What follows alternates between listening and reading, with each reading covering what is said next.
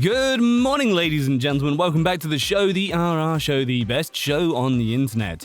I'm Andy, and today I'm going to be sharing some delectable treats for you from r/LetsNotMeet. So grab your tea and your popcorn and let's jump in with our story from Violets Are Blue. Worst data recovery of my life.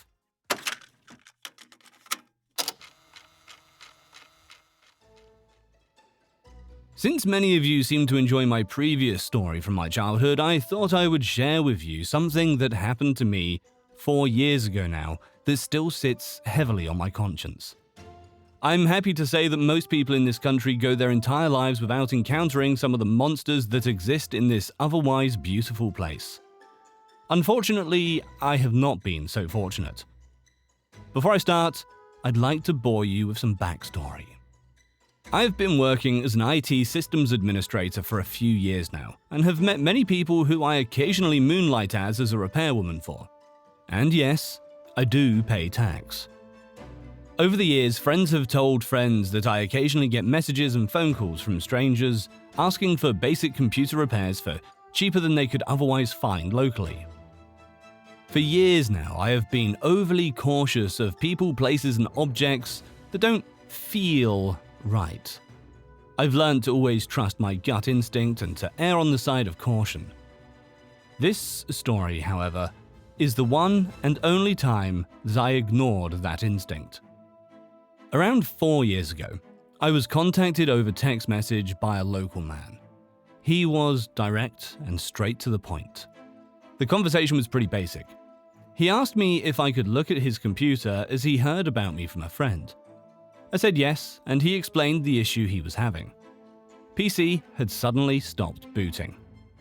Occasionally, he could manage to get it running, but it would only operate incredibly slowly and then crash quickly. I told the man that I would need to inspect the PC myself, however, it sounded like a textbook hard drive failure. I asked the unknown man to call me to discuss an option and where he could bring the PC for me to look at. His response was, "No phone calls. Where can I drop it off and when? I need the things off of it as soon as possible." This seemed sketchy to me at first. Most people like to talk over the phone about the issues they're having and try to sort them remotely, and at the very least, know how much it's going to cost. I eventually brushed it off, thinking maybe he was just well off and was looking for a fast turnaround which he knows only a hobbyist would be able to achieve in this area. I discussed a time where he could drop the PC off at my work, and asked what time he would like to drop the PC off. He did not reply. The next morning, at the door of my work, there was a PC on the ground, with a post-it note crudely marked with my name in black felt-tip marker. My boss was not super impressed, as our business has quite strict security and members of the public are not usually allowed onto the premises after hours. I was ultimately very confused, however. I never got a reply from this man, and as far as I knew, he'd done a runner. By now, I'm convinced this guy has some sort of social anxiety or something. A refusal to talk on the phone and deliberately dropped the PC off without a word of warning before our business. Not a client-based business, this is an office block. Even opened its doors to its workers. Again, alarm bells are kind of ringing at this stage. However, there was no reason for me to really worry. It's not as if he seemed on edge or dangerous, not that I could really tell in a few text messages we had sent to each other. I proceeded as planned, ran diagnostic tools, confirmed it was a dead drive, removed the drive, replaced it with a repurposed one, installed the OS, and proceeded to start the recovery process. I pull the old hard drive out, plug it into a working PC, and create a virtual clone of the drive, and then perform the recovery using specialized software on the clone. Not the actual hard drive, as it may fail during the process. I did this with good results and managed to recover pretty much everything. I copied all his files onto his new drive, reinstalled the applications I could see he had, and sent the computer on its merry way. Later that day, I sent the man a message stating that his computer was fixed and he could come pick it up sometime during business hours. He responded a few hours later saying that he was not going to be available until after work. Okay, I thought, that's fair enough, he's probably working too. At first, the man asked if he could meet me at my house after work the following day, which by this stage was definitely too weird. I obviously declined and insisted on meeting him at the local post office at around 6 p.m. By this stage, I was kind of getting some pretty bad heebie-jeebies. I decided to have a friend come with me just in case things got weird. I have a male friend at work who was happy to come with me. We arrive at the post office a little early and sit on the small park bench out front. About 15 minutes pass and the guy finally arrives. By this stage, it's getting pretty dark. Thinking back now, I'm pretty sure he delayed it as much as he could. The man walks up to us slowly in a kind of predatory way, creeping forwards as to make as little noise as possible, even though we knew he was there. His grey jeans stained with what looked like white paint, wearing a dark hoodie covering his head. All we could see of his face is the protruding, long grey, tattered beard. The man stands in front of us while I introduce myself and my friend. The man does not react at all. Instead, seemingly looking me up and down for what felt like minutes. I could smell his breath from where I was standing, and his silence was only broken by the sound of his nose hairs whistling as he breathed. I eventually try and speak to him about his PC, stating that it was in fact a dead hard drive. However, before I could finish speaking, he interrupts me mid-sentence with a raspy voice, the kind of voice that makes you feel tingles at the back of your throat. "Is that the computer?" I responded, "Yes." Did you get everything back?" The man quickly responded in more of a statement rather than a question. "Yeah, I told you in the text message." In a quick and angry voice, he then asked me, "Did you go through any of it?" "Of course not." "Are you sure?" At this point, I was getting really weirded out. My friend could tell I felt threatened. I do not deal well with older men, and he knew it. He swiftly responded with, "Hey, look man, the computer's fixed and you have your data back. Do you want it or not?" I looked at my friend, then back to the man. He looked me up and down one last time, thrusted some notes into my hand, quickly grabbed the PC, and swiftly but silently walked away to the car park. We got back in the car, and I soon realized the man had paid me $400 for a simple repair. We never discussed the price, as that usually happens early on in the discussion, or as they return for the computer, but usually this would cost around $150. I was shocked, and very happy.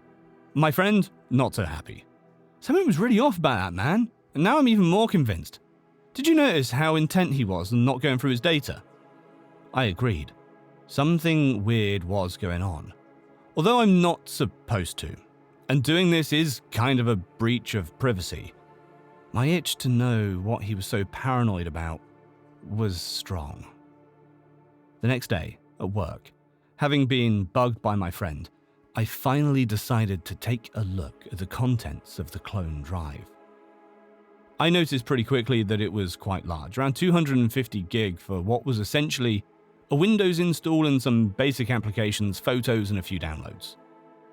It can be tricky to find what's taking up so much space sometimes, but using a tool called Space Sniffer can really help. I booted the program up, quickly found a zip file hidden in his Windows folder under a very long tree of folders. Inside these folders were other empty folders. Some had empty documents in them, others were completely empty. I jumped straight to the zip file and opened it. Luckily, not password protected.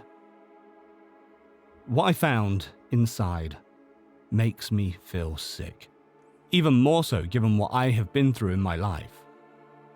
Thousands and thousands of images and videos of children, some suggestive, others more. I opened 3 or 4 photos, immediately felt lightheaded and sick. I quickly closed the zip folder, shocked. Oddly enough, it did not settle in until some time later what I had found. All I was thinking about before was what would happen if a colleague saw those images in the building. Little did occur to me what kind of threat this man was, and what now lay on my desk. I told my friend, who told me to call the police ASAP. I did, and was asked not to touch the image further and to come into the station to make a report with my friend. They later confiscated the drive I had copied the clone to, and I never got it back. I was told by the police a week or so later the phone number the man used to send the text messages was a web-based application and the phone number was a fake.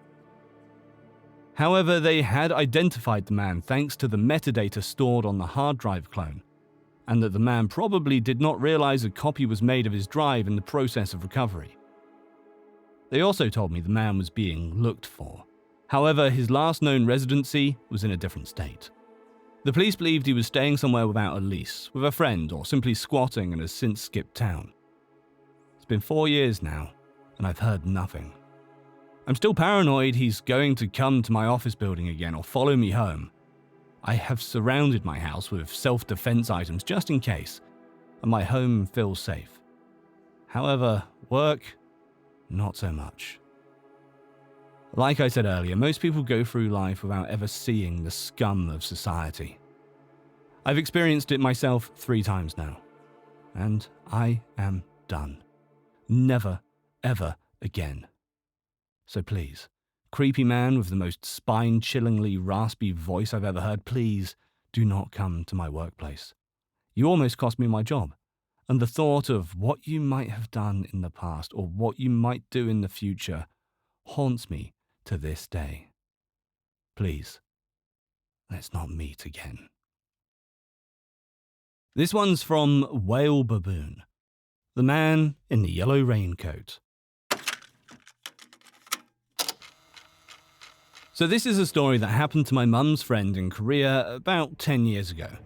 Every time I hear this story, I still get chills. My mum's friend lived in an apartment complex in Seoul. She was a stay-at-home mother with a young daughter, and her husband worked during the days. One day, she was coming home from running errands with her daughter and got onto the elevator in her building. When she got on, she noticed that there was a man wearing a cap and a yellow raincoat, and he kept his head low so that she couldn't really see his face. She immediately felt really uneasy, and she made her daughter stand to her side, furthest away from the man. What made her feel even more uncomfortable was that when she pressed the button for her floor, there was no other lit number. And on top of that, she noticed that he was carrying something wrapped inside newspaper close to his side. Things started to click in my mum's friend's head, and she started to panic, decided to take out her cell phone and pretend she was calling home to her husband, who was obviously not really at home and at work. She started saying things like, "Oh, I'm on the elevator and about to get off. Can you get the door for me?" and making it seem like her husband was waiting at home. When the elevator did reach her floor, I think she lived on like the 12th floor or something, she quickly got off and grabbed her daughter and started to walk as fast as she could to her apartment. She noticed that the man also got off on her floor and was slowly following her down the hallway. When my mum's friend got to her door, she started to bang on it and shout, "Hey hubby, I'm home, please open the door," and kind of pretended like he was coming to answer the door. Upon seeing this, the man in the yellow raincoat started to walk away, back towards the elevator. When he seemed to be far enough, my mum's friend quickly picked up her daughter and slid open her door's passcode thingy. This is usually how people get into their homes in Korea, and started to frantically punch in her key code. But the problem was, the buttons would make a sound. So the man knew no one was going to answer the door for her. He turned, started to run back towards her. My mum's friend at this point was practically screaming when she finally got her door to open. The first thing she did was throw her daughter in through the door. When she got in herself, she saw the man was pretty much inches from the door, but she managed to shut it and lock it just before he could wedge his hand or weapon into the door. Afterwards, looking through the door's peephole, she saw that the man was walking away back towards the elevator.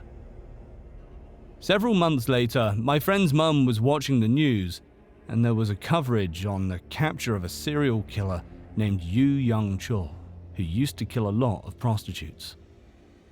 She told my mum she could never forget the dread she felt when she saw that all too familiar yellow raincoat and hat that he was wearing when apprehended.